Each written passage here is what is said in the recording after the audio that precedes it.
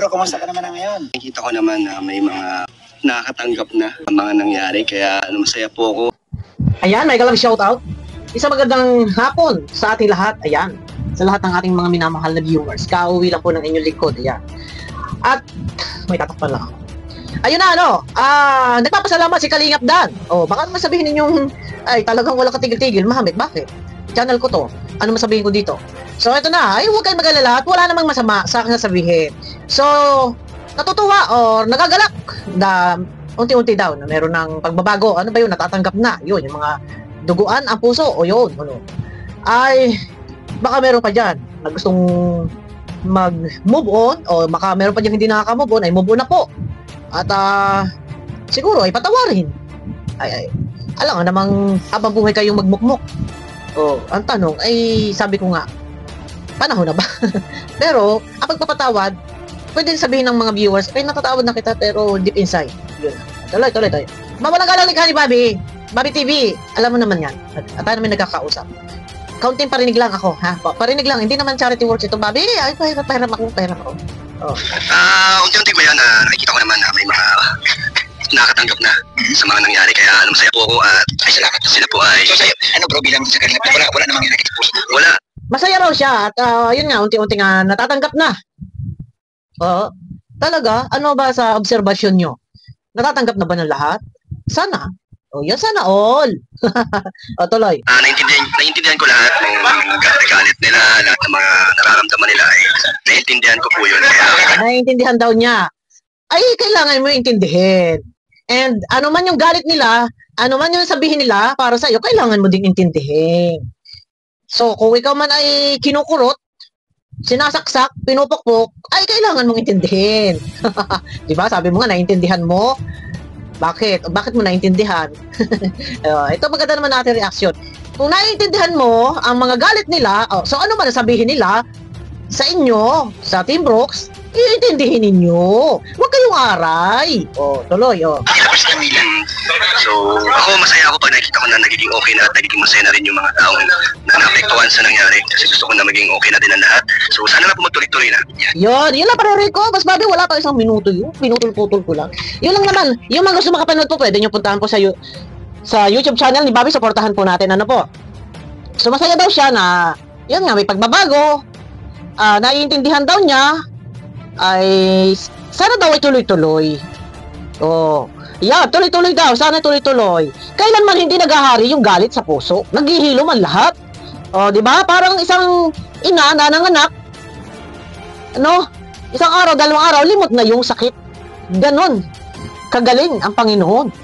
At kailanman hindi naghahari nga yung puot at galit sa puso. Pero naiintindihan mo naman, sabi mo, yung mga galit ng iba na nasaktan, ay intindihin mo rin. Kung merong ibang hindi ka matanggap yung iyong ginawa. Tama ako. Tama. Intindihin mo rin. Iintindihin mo rin ano man yung mga ibinabatong salita. No? Iintindihin mo rin kung merong ibang mga patuloy na ng babatikos. Hindi kasi natin pwede sabihin tama na. Yes, pwedeng kontrolin yung bawat sarili. Tama na, stop na. Huwag nang mag-comment ng negative. Huwag nang mag-reaction ng negative. May intindihan. Okay, tama na, kaya kontrolin. Pero ang hindi lahat, pero ang iba hindi natin kaya kontrolin. So ngayon, ay sabi ni Kalingap Dan, sana ituloy-tuloy. Pero sabi niya, nakikita daw niya may pagbabago. May pagbabago? O siguro talagang nanahimik na lang yung iba dahil sa sobrang ng galit at inis. Mapapatawad, ika nga, pero yung tiwala ay mahirap nang ibalik or wala nang gana. Nawala ng gana. Yun. Ito wala sa kung ano man to. Ano lang tayo dito? May masabi lang, may makuda lang. Natutuwa nga daw siya, masaya at may pagbabago na sana daw ay tuloy-tuloy. Ay, hari na nga. Sana ay tuloy-tuloy. Dahil yung sakit na naramdaman ng mga taong umasa ay hindi ganun kadali na isang hilot, isang pahid lang ng baby oil or ng effervescent oil ay gagaling. Hindi ganun kadali yun. So mapapatawad. Sabihin natin, pinatatawad na kita. Pero, yung tiwala, kagaya nga ng sinabi ko kanina, tiwala at wala ng gana, mahirap ibalik. No? Lalo pat malaking epekto ito sa channel. No? Dahil kung tayo ay vlogger, kailangan natin ng mga supporters. Kailangan natin ng viewers. So, paano kung yung viewers, libo-libo, wala ng gana, wala ng tiwala, sa madaling salita. Napaka-laking epekto nito sa ating channel. Ano po? Magpapatawad pero hindi nakakalimot. Yun! Kaya, lesson learned. Next time, doon tayo sa katotohanan lamang. O, di ba? O, ay wala man tayong ginagaw-ngaw dito. Kung wala baga nilalabas sa video na ganito, ay di kaya wala problema. Ay, may nalabas. Eh, syempre, tayo mga reactor. Ito yung trabaho natin. Ito yung trabaho natin na tayo ay magsalita, mag-reaction. No?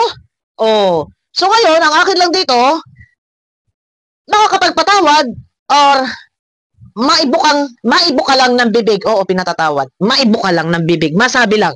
Oo, pinatatawad. Pero, ang totoong nagpapatawad, iwawash out lahat, nawash out, wala hinanakit. Yan ang totoong nagpapatawad. Huwag natin sasabihin, oo, pinatatawad na kita. Pero, mahirap na ibalik yung tiwala. Ang totoo, para po sa kaalaman ng lahat, ang pagpapatawad po, ito ay sagrado. Ano po? Hindi may masabi lang na, oh, pinatatawad na kita. Kasi pag tayo magpapatawad, kailangan wala na yung eme-eme na kinikim-kim sa ating damdamin. Ano? Pag sinabi mo pinatatawad na kita, dapat naandun yung tiwala. Naandun yung pagsuporta. Yan po ang tunay na nagpapatawad. No? Nakikitang medyo may pagbabago or nakakamove on na yung lahat. Nananahimik lang. Pero oras na meron na naman, muli at muli, kagaya nung nakaraan, okay na. So, may napanood kay Kuya Jens. Yung mama ni Kuya Jens, naawa kay Joy. So, nanubalik na naman yung Kiro. Kaya hindi natin masasabing meron ng pagbabago. Yes, pananahimik. Nananahimik lang ang mga damdamin. Pero parang bulkan po yan. Pag yan nag-alboroto ay sasabog. Yon ang sinasabi ko sa iyo. Active na bulkan ito. Parang ganun yung damdamin ng mga viewers. Nananahimik, mas delikado po yung nananahimik. O, di ba? Parang kumbaga sa tubig, matining yung iko, tahimik, wala yung lagaslas. Pag lagaslas yun, mababaw yun. Kasi sa batuhan yun, malagaslas. Pero, syempre, maingay yun. So, pagka tahimik, ayan ang inyong abangan, ang inyong pakaingatan. Ano ba ito? Ang sinasabi kong ito, no? Ayun na, ano? Sabi ko nga sa inyo, na tahimik na, may pagbabago, yes. Kasi, hindi naman tayo po pwedeng araw-araw, puro na lang ganun, puot at galit. Siyempre, nauumay din yung tao, napapagod din ang puso, ang isip. No, ay nandyan na yan. So, magpapatawad. Wag sabihin, pinatatawad kita. Kasi ang tunay na nagpapatawad, babalik yung suporta at tiwala. Nagets nyo, guys? Yung sinasabi ko, kasi may nagko-comment kay Bobby TV, ang sabi niya, ay pinatatawad ko na, pero hindi makakalimot, pero hindi na ako magtitiwala. Nasaan yung ano doon, yung peace of mind sa atin, na tayo yung magpapatawad, nasaan yung peace of mind? Wala. Kasi may agam-agam. Pag sinabi kasing, oo, pinatatawad na kita, wash out lahat. Naandun na, babalik na yung tiwala, may peace of mind, pero mahirap yung ayaw ko na, hindi na ako manonood dyan, na-unsub ko na yan. Yung naglaga sa subscriber na nasa 7,000, masasabi natin talagang napatawad kung masasabi natin talagang okay na, may pagbabago na kung babalik yung 7,000 subscriber na nalagas. Ano po? Yan. Sa ating mga minamahal na viewers ay ano po ang inyong mga damdamin. Kailangan mag-move on tayo. Hindi po pwedeng mananatili yung ating galit at puot. Yung wala ng tiwala. Ay, pagsaganan sa akin eh. Kaya magtiwala man ako hindi, wala naman akong pakialam. Kasi, wala po akong puso. Wala po akong puso. Yan. Ay, may puso ako. Bato? Hindi. Joke lang naman. Joke lang, guys. Pag kami mga sinasabi ako, huwag niyo masyado pa kaseryoso. Yun lang. Hintayin natin. Na tuluyan na talagang maghilom ang lahat-lahat para masabi natin na unti-unting nananahimik. Nananahimik lang yan, parang vulkan. Pero pagka na yan ay nagtuyo, nag-alboroto, ay siya, kawawa na naman ito. Ayun na guys, supportahan nyo kay Bobby TV. Konti lang yung pinarinig ko bilang resibo. Resibo lang po ang kailangan ko. Resibo lang po yun. Puntahan nyo po kay Bobby TV 143. Nandun yung kanyang upload. 2 hours, 3 hours ago. Nagparinig lang ako ng konti bilang resibo po kasi napaka-importante po yon na para hindi masabi tayo may masabi, may magawa-gawang kwento. No. Kailangan po natin na resibo. Kaya ako po ay nakapagparinig ng ilang segundo. So, 2 play lang yun.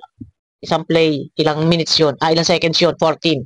Tapos isang play ulit, ilang seconds yun, 10. Puntahan nyo po kay Bobby TV para masaksihan nyo, mapanood ninyo kung ano masasabi ninyo. At nandun po yung kabuuang video.